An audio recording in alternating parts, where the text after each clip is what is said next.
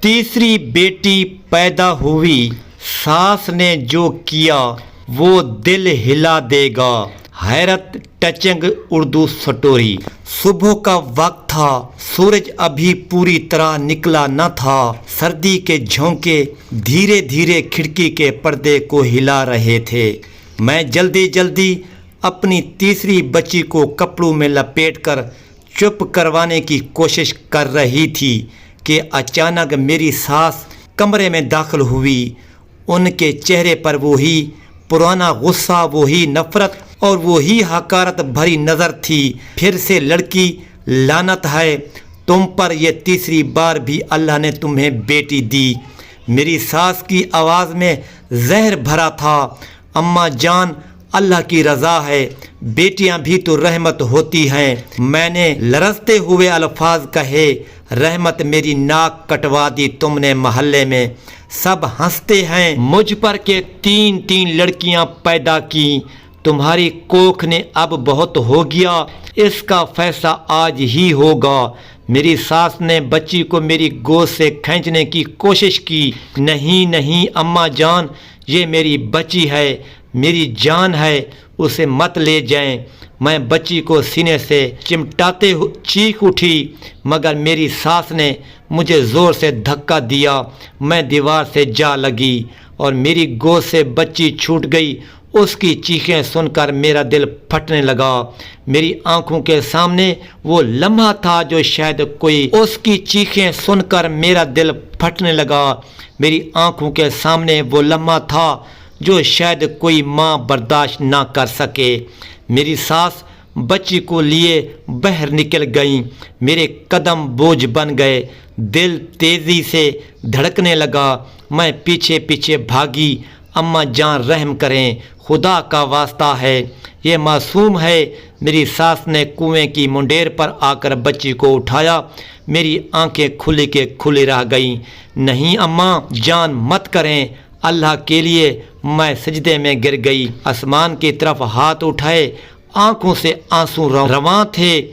اے میرے رب، اگر میں بے قصور ہوں، اگر میری بچی بے گناہ ہے تو اسے بچا لے، اس ظالم کے ہاتھوں اسے بچا لے۔ میری دعا نے آسمان چیر دیا۔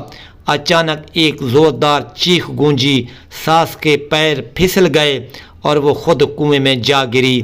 بچی ایک جھاڑی کے کنارے گری اور رونے لگی۔ میں لپک کر اپنی بچی کو اٹھایا، سینے سے لگایا اور میری زبان سے صرف ایک جملہ نکلا، میرے رب تیرا شکر ہے، تو نے انصاف کیا۔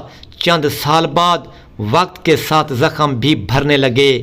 میری بیٹی جیسے مارنے کی کوشش کی گئی تھی، وہ میری روشنی بن گئی۔ محلے میں سب اسے نور کہہ کر پکارتے تھے۔ وہ پڑھنے میں ذہین تھی، نرمی اس کے لہجے میں تھی اور تقدیر اس کے ساتھ تھی۔ میری بیٹی بڑی ہو کر ایک کامیاب ڈاکٹر بنی۔ آج وہی نور ان غریب بچوں کا علاج کرتی ہے جنہیں دنیا نظر انداز کرتی ہے۔ جب کبھی کوئی اس کہانی کو سنتا ہے تو بے اختیار رونے لگتا ہے۔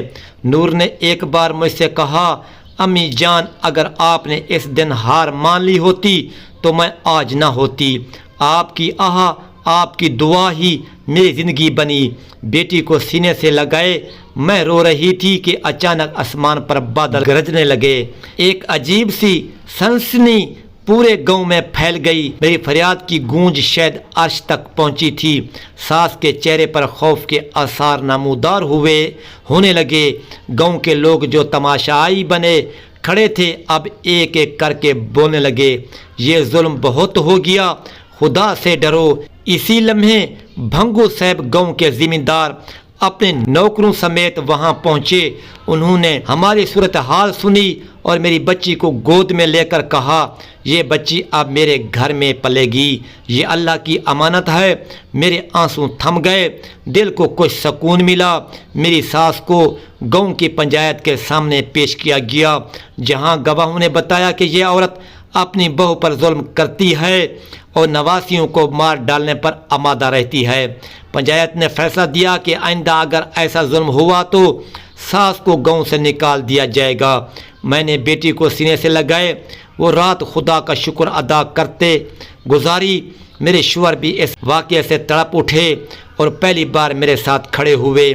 انہوں نے ماں کو سختی سے روکا اور کہا، ماں بیٹی اللہ کی رحمت ہوتی ہے، آئندہ اگر میری بیٹیوں کو کچھ کہا تو تم مجھے بیٹا کھو دو گی۔ وقت گزرتا گیا، میری وہ بیٹی جیسے آج سے برسوں پہلے کنویں میں پھینکنے کی کوشش کی گئی تھی، آج ایک کامیاب ڈاکٹر ہے۔ وہ ماں کی دعاؤں کا ثمر ہے۔ اس کی آنکھوں میں آج بھی وہ لمحے قید ہیں جب ماں نے اسے سینے سے لگایا اور خدا سے اس کی زندگی مانگی۔ اس پیغام کے ساتھ ہونا ہے کہ بیٹیاں بوجھ نہیں ہوتی، وہ تو رحمت ہوتی ہیں۔ اگر آپ کو بھی بیٹی دی گئی ہے تو اسے سینے سے لگائیں، کیونکہ یہی خدا کی اصل نعمت ہے۔ کبھی کسی بیٹی کو بوجھ نہ سمجھیں، اللہ کی ہر تخلیق میں ایک مقصد ہے۔ ظلم کا انجام برا ہوتا ہے اور ماں کی دعا کبھی رد نہیں ہوتی۔